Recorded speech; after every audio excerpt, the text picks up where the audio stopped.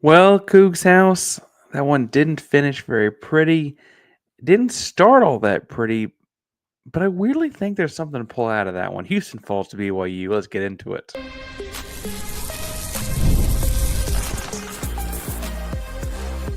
You are Locked On Cougs, your daily podcast on the Houston Cougars, part of the Locked On Podcast Network, your team every day. Welcome to Locked On Cougs Daily Podcast about your Houston Cougars. I'm your host, Houston-born teacher and coach Parker Ainsworth. And whether you're a Houston fan or just a hater who came to step by, thank you for making Locked On Cougs your first listen of the day. Appreciate you making us your first listen each and every day here at Locked On Cougs. If you're joining the country, if you want to say, tell us in the comments down below as we're recording live here. Your thoughts on your first thoughts, I should say, on year one of the Willie Fritz era.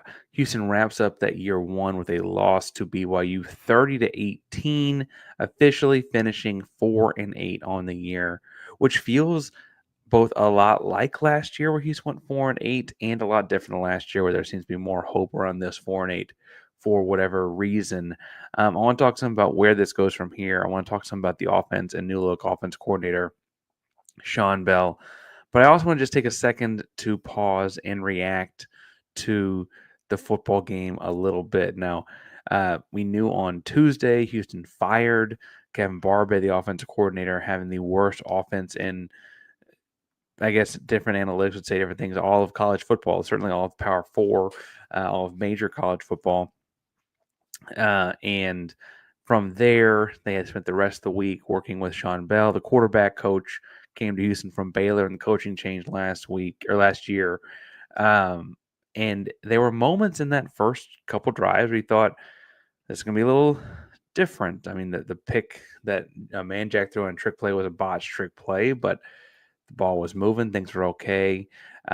Ultimately, it was interesting. I felt like at different stretches of this game, the defense felt worn out. Like they've been asked to so much all year long. They're finally wearing a little thin. And then the offense couldn't carry their end of it by the end of the game. I have a couple comments here. Steve said that he's still all in on this Fritz team. The team gives me hope that we'll see a brighter future for U of H football. True will ever be go Cougs.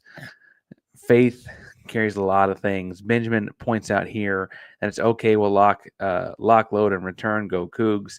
I think it's the best attitude to have here at 1 o'clock in the morning as we're wrapping up the season as a whole. Other thoughts as I'm looking at the box score here and reacting to the game. I definitely would have thought Houston had ball carriers with more substantial yardage. Rashawn Sanford, DJ Butler, Jamarian Burnett, all guys I would have thought would have been over 25, maybe even 50 yards. Sanford had 31, and that led all by a lot. I know Zeon Chriss had the sacks and the sack fumble that kind of hurt his numbers on the whole, but 94 rushing yards is not necessarily the recipe for success in the cold weather climate that was BYU Provo, Utah. In this game, you also had at the end of the game had a couple guys get tossed.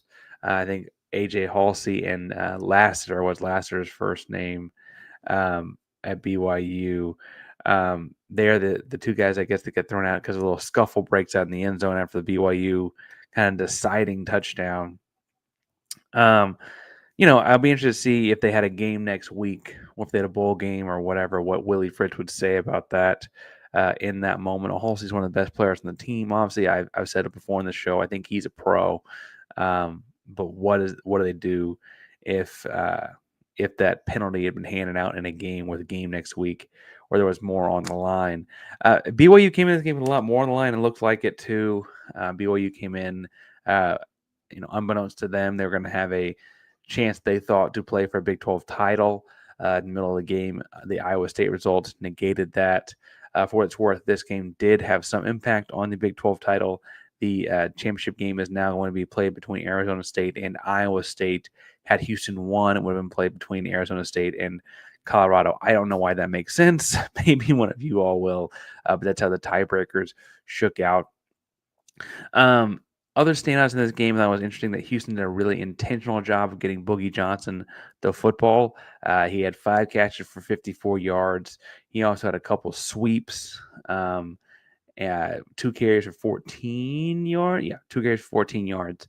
And on the whole, I think that getting him the ball 7 times and frankly throwing it his way, I think at least 2 more that were incomplete is all very intentional. Boogie's a tremendous football player, and kind of the offense that a Zeon Chriss quarterback would do well in would feature a guy like that a lot. He, Mekhi Muse, those kinds of guys a lot. And so we got to see Shawn Bell dabble with that. The defense, BYU did have 356 yards total. The bend don't break defense only broke there at the end with the final touchdown that ultimately made it a 2-score 30-18 game. I'd argue before then, given how much they were on the field, the time of possession discrepancy and all of that, that honestly Houston's defense is playing all right, or playing even, dare I say, well in this game before that final. It was hard, we'd call it a drive. It's really a short drive, right? If you're just tuning in, you missed the game or whatever. First of all, you're finding us at 1 o'clock in the morning and didn't watch the game, so all kinds of questions there. But the play before the final touchdown for Houston, it's 4th and 5. It might have been 7 or 8. Anyway, Zeon Chriss drops back and just loses the football, and then loses the football again. A couple fumbles by the time BYU finally falls on it, it's their ball inside the 18-yard line on the other side of the football field. And so BYU didn't have to go very far to score there, and they ultimately did. I'm sorry, if I sound down and depressed, that's another game I feel like less so than the Baylor game. That's a game I feel like Houston could have won. I might not have felt as strongly about it going into it. I would have thought things had to break their way and stuff like that or whatever. But I definitely feel like coming out of it, like Houston probably could have won that game had they had more competency in a couple of different areas. Before we get into talking about the offense, someone says, Row Report says, shouldn't have ate that popcorn. Maybe that's the deal with Zeon Chriss. I worry about his hand size. He's had a couple times this year where he's fumbled balls look kind of like that. We put the ball in one hand and suddenly the ball slips out. But maybe it is just popcorn. Maybe we need to adjust the pregame snack. On the whole, he played all right. I mean, to be too upset about it, but a couple fumbles by the end of the game and a pick is going to go down as 3 turnovers for Zeon. And ultimately, this offense can't have a quarterback. The offense has good skill players. It's not good enough of an offense to have a quarterback that turns the ball over 3 times. It's not a good enough offensive line to deal with a quarterback turns the ball over 3 times. It's not a good enough of a defense even to give the other team, as good as the defense is, again, number 1 in the Big 12 coming into this game, top 30 in the country in terms of overall defense. It is not a good enough defense to withstand a quarterback giving the ball up 3 different times. And, I understand that sometimes pressure can mean it's not exactly the quarterback's fault. And I coached football for a long time. It's still not okay. And I do think that, you have chances to see how things look differently next year. I want to kind of talk some about how Shawn Bell fits into that. Shawn Bell stepped in as the interim offensive coordinator in this football game. Before we get to that, I want to tell you a little bit about our buddies over at FanDuel because they bring you today's show. FanDuel is America's #1 sportsbook. And right now, if you're a fan of the NFL, college basketball, pro basketball, anything else going on because the Houston Cougars football season is done, you can head over to FanDuel right now and put down $5. If that bet hits, you get $150 back in bonus bets. FanDuel Sportsbook app gives you everything you need all in one place, but put live bets on the NFL. We get a hunch in the middle of a game. You get the latest stats, you live play-by-play, and so much more on the same page that you place your bets. Just visit FanDuel.com to join today. Get started $150 back in bonus bets for your first $5 bet hitting. That's FanDuel.com. We'll never waste a hunch and make every moment more with FanDuel, an official sportsbook partner of the NFL. Parker Ainsworth, Locked On Coogs here, breaking down Houston's season-ending loss 30-18 to the BYU Cougars. Houston falls to 4-8. I guess I say season-ending. Technically, we knew a week ago with losing to Baylor that even if they won this game, this would be the final game of the season. But it does not mean it stings any less. Again, it was interesting. Coming into this game, I wouldn't necessarily thought, I thought very highly of BYU. Would have thought this was a much more difficult team than Baylor. And it feels kind of in the same vein after, like, we just let one get away. We could have probably won. Oh, well. So as I look at BYU in this game, Houston's offense looked a little bit different to me.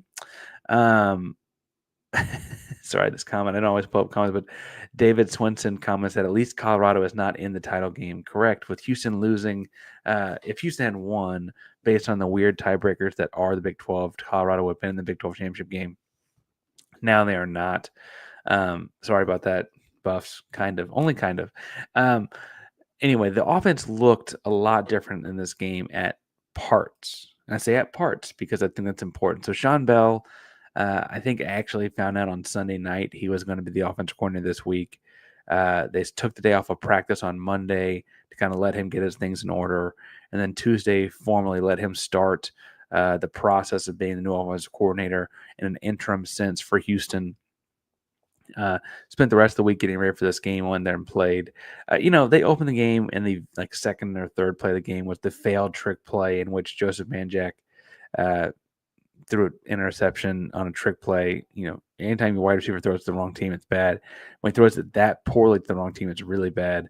Take that away.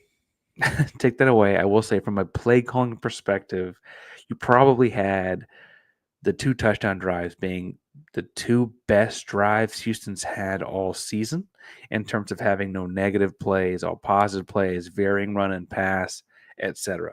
Right? And it was interesting to see this offense look what they look like with a competent person in charge. Because again, this was the worst offense in Power 4 conference football and one of the worst offenses in all of Division 1 football. Right, 13.8 points per game, just abysmal numbers for a team that again has pretty highly ranked skill position guys. And so, be that as it may, they trucked on through. So those couple drives were interesting. What I liked on those drives were they not only varied run and pass, varied inside and outside, short, middle, deep passing.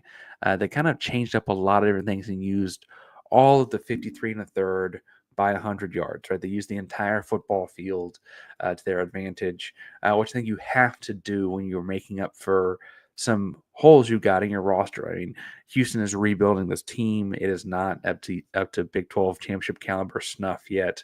But if you're going to plug those holes and try to win a football game this week, you've got to kind of use a lot of different things at your disposal. The other thing I think is interesting about this offense was it felt like a guarantee when they got to third and less than 6 that Zeon Chriss is going to be on the move, right? And it felt far more effective than any of the running game they'd done in previous weeks, even on 3rd and 4, 5, 6.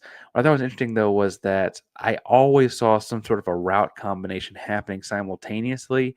And while I couldn't pick up in-game first watch on a read he's making on the field, it did feel like there was a true run-pass option in a pre-snap read kind of way that Zeon Chriss is making, and he decided to keep it a lot of those times, right? The very first touchdown series on like the second or third play, he sprinted out Zeon Chriss to his right, has sprinted out to his right, his little flood concept, and he ended up keeping it, right? But he had Boogie in the flat, he had Jaden York in the middle window, and I think he was Mekhi Muse deep. Like he kind of had flood concept in front of him, and all of those things are new things for this offense. Has been so stuck in the mud, running simple power and zone for so long. And this team is not a team that got away from power and zone. They still did have 37 official rushes. Some of those being sacks, so obviously will throw things off, but pretty strong offensive game plan. Again, if you don't throw the picks, don't pump the ball. You had 1 or 2 bad drops. If you don't have all that happen, you probably have a much more effective outing. So, one of the fumbles is because of pressure, and one of the picks is because of pressure as well. So I understand that some of that's blocking. It's not just the skill guys and all that, but on the whole, I do feel confident in the way things go now. And then the question is moving forward, right? Did Shawn Bell show you enough in a week to get the nod? And I don't mean to sound negative. I don't know that it was. I think Shawn Bell showed you enough that you feel confident that you don't want to just like move on to just anyone. But I think Shawn Bell just kind of put his name in the hat of people at this point that you can look at for that position. I still think you got to give Brendan Marion a call over at UNLV, and I really feel confident like you just got to ask Brendan Marion what is the dollar amount it would take, and then go ask Tillman, go ask whomever can we get to that dollar amount, because Brendan Marion is an up and coming name in this industry. But also, he runs an electric offense that you don't need to have the best athletes on the field to run, right? So imagine once you get Big 12 caliber athletes running that offense. I think we saw it up close and personal first game of the year. I think it's a really effective strategy. So I would give him the first call. We'll be spending a lot of time until they make the decision, looking at who they could call and where they go with those kinds of things. But as we look at what comes next for the Cougs, and I know I'm flying through here, but it's also 1:18 in the morning. We got a long off season to talk about all these things. I think you got to understand a couple things. One, the majority of this roster, of the names you know, are going to enter the transfer portal in the next 72 hours. I just feel very confident in saying that because that's the way these things go. Some of them will have been told or hinted at by coaches like, hey, you need to go ahead and hop in there. This isn't the place for you. Some of them will feel like they have performed and are not being surrounded by ways that show them off. And they got to get ready to go pro. Some of them will want to just dabble and see what happens. No one that enters the portal has to leave. They just all could, right? And so, again, I feel very confident between having heard from a couple kids themselves with their families and then them all saying, hey, so-and-so's come with me or da-da. I think a lot of people are about to be in the portal in the next 72 hours. And that does not necessarily mean that the sky is falling, right? There will be people leave. There will be turnover at any program in modern college football. Houston's certainly not immune to that. What's going to be interesting, though, is to see how many guys hop in the portal and how that speeds up the Houston Cougar offensive coordinator hire, right? Houston's got to go find a coordinator because they got to kind of re-recruit a lot of their guys, right? So if it's a great receiver, running back, offensive lineman, whatever, you got to make sure that you find an offensive coordinator that's going to help entice those guys to come back in, right? And I think it will tell us a lot if they quickly stick with Shawn Bell, because what that tells me is that Shawn Bell, who is widely regarded as one of the best recruiters in college football, it's what he was doing at Baylor before he got to Houston, right? That they feel confident that he can help retain a lot of talent and bring more in. And maybe there's something that's offense that if he has a full year to work with them, he can build things out, fill it out more, right? Again, a lot of the draw, he had 6 days to get this offense turned around. And I would argue that it looked a lot better in 6 days, right? So who knows what it looks like with 6 months or 9 months or a full spring set of practices or whatever, right? So I imagine you see a lot of guys dabble at the portal and then ultimately come back, maybe go through spring ball, see what it looks like under the new offensive coordinator, new offensive regime. You'll see defensive guys, too, that defense played so well this year that between guys going pro and guys want to go, play at a big NIL program because they feel like they're good enough, you might have a lot of exits on that side. The sky does not fall, again, just because all these guys enter the portal. They can always be re-recruited and come back. But I just feel confident that with the kind of year Houston just wrapped up, that's just unfortunately where we are at. Now, I do want to say that on the whole, I was projecting between 4 and 6 wins, and Willie Fritz's first year with 6 being the absolute high. They got to 4. I think there were a lot of gamblers out there that had Houston at 1, 2, or even 3 wins on the low side of things. I guess it should have been 3, 2, or even 1 win on the low side of things. I know Locked On Big 12's Drake Toll had Houston at 1 single win, right? So as far as a quick gut feeling evaluation on the first year, I feel like he's on track, right? There are 3 phases to a rebuild that I've said several times this year. You got to get the right people on the bus and the wrong people off of it. You got to get people in the right seat on the bus. And you got to get people moving forward on the bus. Right now, we're kind of somewhere between sets 1 and 2 of those 3 steps, right? And I am not upset about that. It'd be nice to be further along. It'd be nice if the person prior did not leave the cupboard so bare. That's all for later off-season content. Right now, Houston Cougars, I think, have shown that they I mean, they fight to the final whistle, almost literally on Sunday night. It's Sunday morning, Saturday night.